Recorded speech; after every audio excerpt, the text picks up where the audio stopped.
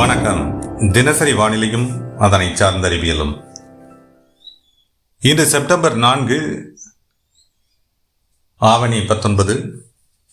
இன்றைய நாளில் வடகிழக்கு பருவமழை அடுத்து வரக்கூடிய மாதங்களில் எந்த அளவில் தீவிரமடைய போகிறது, வங்கக்கடல், அரபிக்கடல் மற்றும் குமரிக்கடல் சார்ந்து நிகழ்வுகள் தமிழகத்தில் எத்தகைய மழைப்பொழிவை ஏற்படுத்தப் போகிறது, தீவிர நிகழ்வுகளுக்கான வாய்ப்புகள், புயல் நிகழ்வுகளுக்கான வாய்ப்புகள், மழைப்பொழிவு தீவிரமடையும் என எதிர்பார்க்கப்படும் மாவட்டங்கள் என்ற அளவில்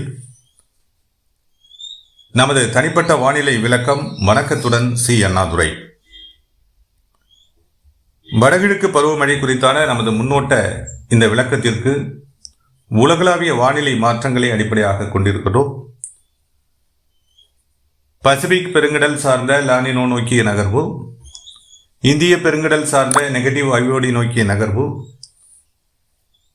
மேடன் ஜூலியன் ஆசிலேஷன் எம்ஜேஓவினுடைய புரபகேஷன், அதனுடைய நகர்வுகள் மற்றும் உலகளாவிய வெப்பநிலையில் ஏற்பட்டிருக்கக்கூடிய மாறுபாடுகள், கடந்த காலங்களில் இதே வானிலை சூழல்களில் ஏற்பட்டிருக்கக்கூடிய வானிலை மாற்றங்கள் மற்றும் மழைப்பொழிவிற்கான வாய்ப்புகள், மழைப்பொழிவு வீதங்கள், இவற்றை அடிப்படையாக கொண்டு தற்போதைய வானிலை அமைப்பை உற்று நோக்கி அடுத்து வரக்கூடிய மாதங்களில் மாற்றமடையும் வடகிழக்கு பருவமழை எத்தகைய சூழலை கொண்டு செல்ல போகிறது என்பதை தொடர்ந்து பார்க்கலாம். முதலில் தென்மேற்கு பருவமழை விடைபெறும் காலம் செப்டம்பர் 15 தொடங்கி அக்டோபர் 10 தென்வெப்ப இந்தியாவினுடைய வடக்கு பகுதிகள் முற்றிலுமாக விலகக்கூடும். அக்டோபர் 10 தொடங்கி அக்டோபர் 25, 26 இந்த தேதிக்குள் தென்மேற்கு பருவமழை ஒட்டுமொத்த இந்திய பகுதியிலிருந்து படிப்படியாக விலகும். வடகிழக்கு பருவமழை பொறுத்தவரை அக்டோபர் 28 முதல் நவம்பர் 2ஆம் தேதிக்குள் தொடங்கிவிடும். வடகிழக்கு பருவமழை காலங்களில் தமிழகத்திற்கான வானிலை எவ்வாறு இருக்கப் போகிறது என்பதுதான் நமது வானிலையினுடைய நோக்கம், இந்த விளக்கத்தினுடைய நோக்கம். தமிழகத்தை பொறுத்தவரை வடகிழக்கு பருவமழை காலத்தில் ஆண்டு சராசரி மழைப்பொழிவில் 48% உள்ளது. அதுவும் இந்த 3 மாதங்களில் இந்த மழைப்பொழிவு ஏற்படுகிறது, அக்டோபர், நவம்பர், டிசம்பர். குறிப்பாக கடலோர மாவட்டங்களை பொறுத்தவரை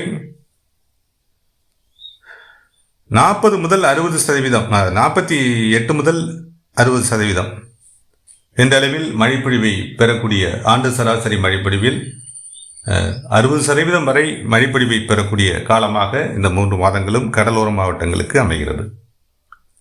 பெரும்பாலும் வடகிழக்கு பருவமழையை பொறுத்தவரை இது கடலோர மாவட்டங்களுக்கு அதிகபட்ச மழைப்பொழிவும், உள் மாவட்டங்களுக்கு அதைவிட குறைந்த மழைப்பொழிவும் ஏற்படுத்தி வருவது நாம் அறிந்ததே. இந்த சூழலில் உலகளாவிய வானிலை மாற்றங்கள் எந்த அளவில் இருக்கிறது என பார்க்கும்போது, முதல் ஒரு நிகழ்வாக உலகளாவிய கடலின் மேற்பரப்பு வெப்பநிலை உயர்வு. இது கடந்த காலங்களை ஒப்பிடும்போது 2024 ஆகஸ்ட் என்பது 2வது வெப்பமடைந்த மாதமாக பதிவாகியிருக்கிறது. இது ஒட்டுமொத்த உலகளாவிய வானிலையில் தாக்கத்தை ஏற்படுத்தி வருகிறது. பெருங்கடல்கள் சார்ந்த உலகளாவிய வானிலை என்பது ஒரு சங்கிலி தொடர் போன்றது. அந்த வகையில் பசிபிக் பெருங்கடல், இந்திய பெருங்கடல் மற்றும் அதனை சார்ந்த அட்லாண்டிக் பெருங்கடல் அடுத்தடுத்த வானிலை நகர்வுகள் வெப்பமண்டல பகுதி சார்ந்து தொடர்போடு நீடிக்கின்றன. பசிபிக் பெருங்கடலை பொறுத்தவரை என்சோ என்பது லானினோ நோக்கி நகர்கிறது. இந்திய பெருங்கடலை பொறுத்தவரை ஐஓடி, இந்தியன் ஓசன் டைபோல் இரட்டைநிலை புள்ளிகள் எதிர்மறை நோக்கி நகர்கிறது. இது அடுத்த 3 மாதங்களுக்கான கணக்கீடாக தற்போதைய நிலையில் 2 நிகழ்வுகளுமே நடுநிலையில் நீடிக்கக்கூடிய நிலையில், அதாவது நியூட்ரல் என்ற நிலையில் நீடிக்கக்கூடிய நிலையில் அக்டோபர், நவம்பர், டிசம்பர் காலங்களில் 66 முதல் 74% வரை அந்த லானினோ நோக்கிய நகர்வும் நெகட்டிவ் ஐஓடி நோக்கிய நகர்வும் அமையக்கூடும் என தரவுகள் நமக்கு காட்டுகிறது. இந்திய பெருங்கடலினுடைய ஐஓடி இண்டெக்ஸ் வடகிழக்கு பருவமழையின் மீது கண்டிப்பாக தாக்கத்தை ஏற்படுத்தும். தற்போதைய நிலையில் 0.13 என்ற நடுநிலையிலும் அடுத்து வரக்கூடிய மாதங்களில் எதிர்மறையாகவும் மாற்றம் பெற இருக்கிறது. இது மேற்கண்ட இந்த வானிலை நகர்வுகள் வடகிழக்கு பருவமழையின் மீது தாக்கத்தை நிச்சயமாக ஏற்படுத்தும். அந்த வகையில் பருவமழையினை தீவிரப்படுத்தும் என்றுதான் நாம் வடகிழக்கு பருவமழையை பொறுத்தவரை எதிர்பார்க்கின்றோம். தென்மேற்கு பருவமழையின் மீது அதீத தாக்கத்தையும் வடகிழக்கு பருவமழையின் மீது இயல்பை விட கூடுதல் தாக்கத்தையும் ஏற்படுத்தும். இந்த நிலையில வானிலை நகர்வுகள் வங்கக்கடல், தென்சீனக்கடல், அரபிக்கடல் இந்த ஒரு குறிப்பிட்ட பகுதிகளில், அதாவது வங்கக்கடல் மற்றும் தென்சீனக்கடல் பகுதியில் வலுவான நிகழ்வுகள் உருவாவதற்கான வாய்ப்புகளை வடக்கு தென்சீனக்கடல், மத்திய தென்சீனக்கடல், கிழக்கு மேற்கு தென்சீனக்கடல் பகுதிகள், அதே போல தென்கிழக்கு வங்கக்கடல், தென்மேற்கு வங்கக்கடல், அந்தமான் கடல் பகுதி, இந்த பகுதிகள் சார்ந்தெல்லாம் தீவிர நிகழ்வுகள் உருவாவதற்கான வாய்ப்புகள் ஏற்படலாம். அந்த வகையில் நமது கணக்கீடுகளின் அடிப்படையில் நாம் எதிர்பார்க்கக்கூடிய நிகழ்வு வங்கக்கடல், அரபிக்கடல், குமரிக்கடல், தென்சீனக்கடல் இந்த நிகழ்வுகள் சார்ந்து எங்கெல்லாம் ஏற்பட போகிறது என்பதை தொடர்ந்து பார்க்கலாம். நாம் ஏற்கனவே குறிப்பிட்டு விட்டோம். வடகிழக்கு பருவமழை அக்டோபர் 28 முதல் நவம்பர் 2 என்ற இந்த கால இடைவெளியில் கண்டிப்பாக தொடங்கிவிடும். முதல் நிகழ்வாக தென்சீனக்கடல் நிகழ்வு உள்நுழையக்கூடும். அதற்கு முன்னர் நாம் இந்த செப்டம்பர் மற்றும் அக்டோபர் மாதங்களில் மழைப்பொழிவு எவ்வாறு இருக்கும் என்பதை ஒரு சிறிய கண்ணோட்டத்தை பார்த்து விடலாம். செப்டம்பர் 2வது வாரம் அல்லது 3வது வாரம் வரை, 2வது வாரத்தின் இறுதி அல்லது 3வது வாரத்தின் தொடக்கம், வங்கக்கடலில், வடக்கு வங்கக்கடலில் ஒரு தாழ்வு பகுதி ஏற்பட்டு மத்திய இந்திய பகுதிகள் நோக்கி நகரக்கூடிய வாய்ப்புகள் உள்ளன. இந்த சூழலில் பின்னடையும் தென்மேற்கு பருவக்காற்று சற்றே வீழ்ச்சியடைந்து மத்திய மேற்கு மாவட்டங்களில் காற்று குவிதலுக்கு வழியாகி மழைப்பொழிவை தீவிரப்படுத்தக்கூடும். மத்திய மேற்கு மாவட்டங்களில், தென்கரைகோடி மாவட்டங்களில் அங்கொன்றும் இங்கொன்றுமாக வலுவான மழைப்பொழிவு ஏற்படவும், தெற்கு உள் மாவட்டங்களில் வலுவான வெப்பச்சலன இடிமழை பொழிவு ஏற்படவும், டெல்டா மாவட்டங்களிலும் ஆங்காங்கே மழைப்பொழிவு ஏற்படவும், வடகடலோர மாவட்டங்களிலையும் இதற்கான வாய்ப்புகளும் இந்த காலகட்டத்தில், அதாவது செப்டம்பர் 2வது மற்றும் 3வது வாரத்தில் வாய்ப்புகள் உள்ளன. செப்டம்பர் 4வது வாரம் தொடங்கி அக்டோபர் முதல் வாரம் வரையிலான காலம் தமிழகத்தில் சற்றே வறண்ட வானிலைக்கான வாய்ப்புகள் இருக்கின்றன. அதே நேரத்தில் தென்கடலோர மாவட்டங்கள், தெற்கு உள் மாவட்டங்கள், வடகடலோர மாவட்டங்கள், டெல்டா கடலோர மாவட்டங்களில் அல்லது டெல்டா மாவட்டங்களில் ஆங்காங்கே அவ்வப்போது மழைப்பொழிவு ஏற்படவும், வெப்பச்சலனத்தினால் ஏற்படக்கூடிய மழை வாய்ப்புகளாக இந்த வாய்ப்புகள் அமையக்கூடும். அதே நேரத்தில் இது நீடித்த மழை வாய்ப்புகள் ஏதும் இல்லை. அக்டோபர் 2வது வாரத்தில் வட இந்திய பகுதிகளில் இருந்து முற்றிலுமாக விலகக்கூடிய தென்மேற்கு பருவக்காற்று லட்சத்தீவுகள் மற்றும் அதனை ஒட்டிய அரபிக்கடல் பகுதியில் குறைந்த காற்றழுத்த தாழ்வு பகுதி அல்லது தாழ்வு மண்டலம் உருவாக வாய்ப்பை ஏற்படுத்தலாம். இதன் விளைவாக தென் கடைக்கோடி மாவட்டங்களுக்கும் மேற்கு மாவட்டங்களுக்கும் வலுவான மழைப்பொழிவு ஏற்படும் சூழல் உருவாகலாம். வங்கக்கடல் பிரிவு தென்மேற்கு காற்று சற்றே வலுவிழந்து டெல்டா கடலோர மாவட்டங்கள் மற்றும் வடகடலோர மாவட்டங்களில் உள்நுழைந்து ஆங்காங்கே வெப்பச்சலன மழைப்பொழிவுக்கு வழிவகை ஏற்படுத்தலாம். இதே காலகட்டத்தில் அக்டோபர் 2ஆம் வாரத்தில், இதே காலத்தில் வடக்கு மற்றும் வடக்கு மத்திய வங்கக்கடலில் தாழ்வு பகுதி ஏற்பட்டு வடக்கு வடமேற்காக நகரும் சூழல் ஏற்படலாம். இதன் தாக்கமாக தமிழகத்தில் மழைப்பொழிவிற்கான வாய்ப்புகள் குறைவு. அக்டோபர்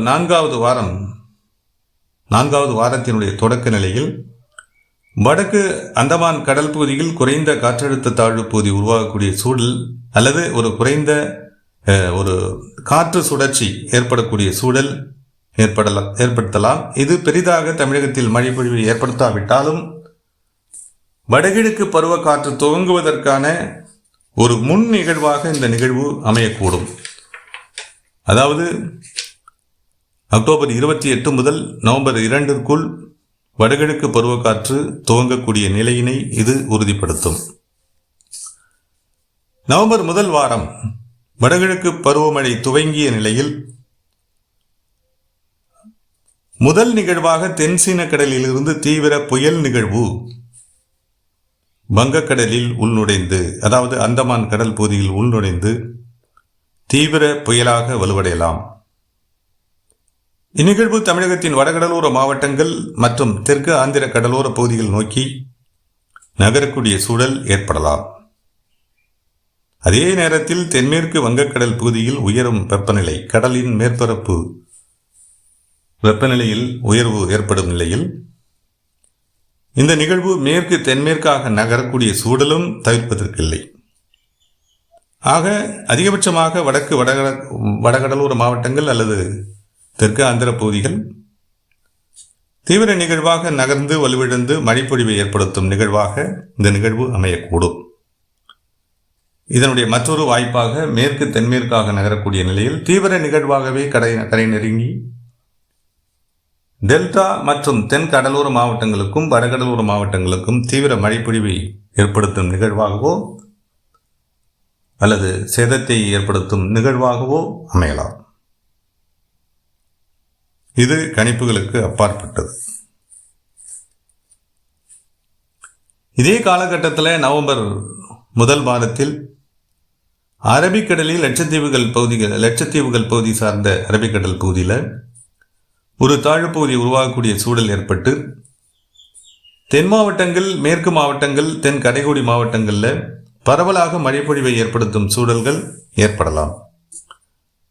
நவம்பர் 8 முதல் நவம்பர் 17 வரையிலான காலத்தில் தென்மேற்கு வங்கக்கடலில் ஒரு தாழ்வு பகுதி ஏற்பட்டு வலுவடையவும் சற்றே தீவிரமடையவும் தமிழகத்தின் டெல்டா கடலோர மாவட்டங்கள் மற்றும் வடகடலோர மாவட்டங்களை இலக்காக்கி நகரவும் வாய்ப்புகள் ஏற்படலாம். இவ்வாறு நகரும் நிலையில் இந்த ஆண்டின், அதாவது வடகிழக்கு பருவமழை காலத்தில் உச்சபட்ச மழைப்பொழிவை ஏற்படுத்தும் ஒரு நிகழ்வாக இந்த நிகழ்வு மழைப்பொழிவு நிகழ்வாக அமையக்கூடும். நவம்பர் 17 முதல் நவம்பர் 25 வரையிலான காலம் இயல்பான பருவக்காற்றின் மூலமாக மழைப்பொழிவு பெறும் நிலை தமிழகத்தினுடைய அநேக கடலோர மாவட்டங்களுக்கு ஏற்படக்கூடும். ஒரு சில வடக்கு உள் மாவட்டங்கள், தெற்கு உள் மாவட்டங்களில் ஆங்காங்கே மழைப்பொழிவு நீடிக்கும், சற்று வலுவான மழைப்பொழிவு நீடிக்கும். வளிமண்டல மேலடுக்கு சுழற்சிக்கான வாய்ப்புகள் இந்த காலகட்டத்தில் குமரிக்கடல் சார்ந்து ஏற்படக்கூடும். விளைவாக தெற்கு உள் மாவட்டங்களுக்கு வலுவான மழைப்பொழிவை கொண்டு வந்து சேர்க்கும் சுழற்சியாக இந்த நிகழ்வு அமைவதோடு தென் கடைக்கோடி மாவட்டங்கள் மற்றும் தென் கடலோர மாவட்டங்களுக்கு மேலும் வலுவான மழைப்பொழிவை ஏற்படுத்தக்கூடிய நிலையினையும் அவ்வாறு உருவாகக்கூடிய நிகழ்வு ஏற்படுத்தலாம். நவம்பர் 15 முதல் 29 வட இலங்கை ஒட்டிய தென்மேற்கு வங்கக்கடல், இந்த பகுதிகள் சார்ந்து ஏற்படக்கூடிய குறைந்த காற்றழுத்த தாழ்வு பகுதி வலுப்பெற்று ஒரு குறைந்த காற்றழுத்த தாழ்வு மண்டலமாகவோ அல்லது ஒரு சற்று தீவிர புயலாகவோ வலுவடையவோ வாய்ப்பு இருக்கலாம். மேலும் அதிகபட்சமாக இது ஒரு தாழ்வு மண்டலம் என்ற நிலை வரை வலுவடைந்து நகரக்கூடிய நிலையில் டெல்டா மாவட்டங்கள் மற்றும் வடகடலோர மாவட்டங்களில் தீவிர மழைப்பொழிவை ஏற்படுத்துவதோடு இது கரை கடக்கும் நிகழ்வின், அதாவது நகரக்கூடிய நிலையின் மூலமாக வடக்கு உள் மாவட்டங்கள், மத்திய மற்றும் மேற்கு மாவட்டங்களில் இந்த ஆண்டில் அந்த பகுதிகளுக்கு இந்த ஆண்டின் கூடுதல் மழைப்பொழிவை ஏற்படுத்தக்கூடும். நவம்பர் 26 மற்றும் டிசம்பர் 4 வரையிலான இந்த காலத்தில் தென்கிழக்கு வங்கக்கடல் முக்கியத்துவம் பெறக்கூடும். இக்கால இடைவெளியில் இலங்கைக்கு தென்கிழக்கில் குறைந்த காற்றழுத்த தாழ்வு பகுதி உருவாகி அது வடமேற்காக நகரக்கூடிய வாய்ப்புகள் ஏற்படலாம். இந்நிகழ்வானது கடலோர டெல்டா மாவட்டங்களில் உள்நுழைந்து மத்திய மேற்கு மாவட்டங்கள் வழி அரபிக்கடல் நோக்கி நகர்ந்து வலுவிழக்கக்கூடிய வாய்ப்புகள் ஏற்படலாம். இப்பருவமழை காலத்தில் மற்றும் ஒரு உச்சபட்ச மழைப்பொழிவை ஏற்படுத்தும் வாய்ப்பாக இந்த நிகழ்வு அமையக்கூடும். இது டெல்டா மாவட்டங்கள், மத்திய மேற்கு மாவட்டங்கள், வடக்கு உள் மாவட்டங்களில் உச்சபட்ச மழைப்பொழிவை ஏற்படுத்தலாம். இந்நிகழ்வு குறைந்த காற்றழுத்த தாழ்வு மண்டலம் மற்றும் அதுக்கு அடுத்த நிலையில் வலுவடையவும் வாய்ப்புகள் தவிர்ப்பதற்கில்லை. டிசம்பர் 7 முதல் டிசம்பர் 15 வரையிலான காலத்தில் தென்கிழக்கு வங்கக்கடல் மற்றும் தெற்கு அந்தமான் கடல் பகுதி, இந்த பகுதியில் சார்ந்து தீவிர அல்லது அதிதீவிர நிகழ்வு உருவாகக்கூடிய வாய்ப்புகள் ஏற்படலாம். அவ்வாறு ஏற்படும் நிலையில் ஏற்படும் நிகழ்வானது மேற்கு வடமேற்காக நகரக்கூடிய சூழலும், வடகடலோர மாவட்டங்கள் மற்றும் தெற்கு ஆந்திர பகுதிகளை இலக்காக்கி நகரக்கூடிய வாய்ப்புகளும் ஏற்படலாம். இது ஒரு புயல் நிகழ்வாக அதிகபட்சமாக வாய்ப்புகள் இருக்கலாம். அவ்வாறு நகரக்கூடிய நிலையில் வடக்கு மற்றும் வடகடலோர மாவட்டங்களில் காற்றுடன் மழைப்பொழிவையோ அல்லது காற்று சேதங்களையோ ஏற்படுத்தக்கூடிய நிலை உருவாகலாம். இது முற்றிலும் தனிப்பட்ட கணிப்பாகும், அதிகாரப்பூர்வமான கணிப்பு அல்ல. மற்றும் மேற்கு மத்திய மாவட்டங்கள் இந்த நிகழ்வின் கரை கடந்த நிலைக்கு பின்னர் மேற்கு மத்திய மாவட்டங்கள் மற்றும் டெல்டா மாவட்டங்களில் சற்று வலுவான மழைப்பொழிவை ஏற்படுத்தக்கூடிய சூழலும், வடக்கு மற்றும் வடகடலோர மாவட்டங்களில் தொடர் மழைப்பொழிவை ஏற்படுத்தக்கூடிய சூழலும் ஏற்படலாம். தீவிர மழைப்பொழிவிற்கான வாய்ப்புகள் இந்த காலத்தில் அமையக்கூடும், வடகடலோர மாவட்டங்களுக்கும் வடக்கு மாவட்டங்களுக்கும். மேலும் தெற்கு ஆந்திர பகுதிகளுக்கும் இந்த நிகழ்வு ஒரு சோதனையான ஒரு காலத்தை ஏற்படுத்தக்கூடும். டிசம்பர் 15ஆம் தேதிக்கு பின்னர் வங்கக்கடல் நிகழ்வுகள், வலுவான நிகழ்வுகள் ஏற்பட வாய்ப்புகள் குறையும். அவ்வாறு உருவாகக்கூடிய நிகழ்வுகளும் வடக்கு வடமேற்காக நகர்ந்து அது ஒரிசா, மேற்கு வங்கம் இந்த பகுதிகள் சார்ந்து நகரக்கூடும். பெரும்பாலும் இந்த ஆண்டின் வங்கக்கடல் நிகழ்வுகள் பெரும்பாலும் ஒரிசா, ஆந்திரா, தமிழகம் என்ற அளவில் கரை நகர்ந்து கரை கடக்கக்கூடிய சூழல்கள் காணப்படுகிறது. கடலின் வெப்பநிலை அதை உணர்த்துகிறது. கடலின் மேற்பரப்பு வெப்பநிலையும் கடந்த கால கணக்கீடுகளும் அதனை சுட்டிக்காட்டுகிறது. எனவே இந்த ஆண்டினுடைய நிகழ்வுகள் பெரும்பாலும் அது இந்த எல்லைக்குள் தான் நகரும். மேற்கு வங்கம் மற்றும் வங்கதேசம் செல்லக்கூடிய நிகழ்வுகள் டிசம்பர் மாத இறுதி நிகழ்வுகளாக அமையக்கூடும். பருவகால தொடக்கத்தின் மற்றும் பருவகாலத்தினுடைய நவம்பரினுடைய இறுதி நாட்களில் நிகழ்வுகள் சற்று மிரட்டலான நிகழ்வுகளாக அமையக்கூடும். தொடக்கம் மற்றும் நடு நிலை இந்த காலங்களில், அதாவது அக்டோபர், நவம்பர், கிட்டத்தட்ட நவம்பர் மாதம் முழுவதும் வங்கக்கடல் நிகழ்வுகள் தமிழக கடலோர மாவட்டங்களுக்கு ஒரு மிரட்டலான நிகழ்வுகளை ஏற்படுத்தக்கூடும். டிசம்பர் 25ஆம் தேதி தொடங்கி பருவமழை பின்னடையும் நிலை ஏற்படலாம். சீரான மழைப்பொழிவு மற்றும் கடலோர மாவட்டங்களிலும் உள் மாவட்டங்களிலும் தொடரக்கூடும்.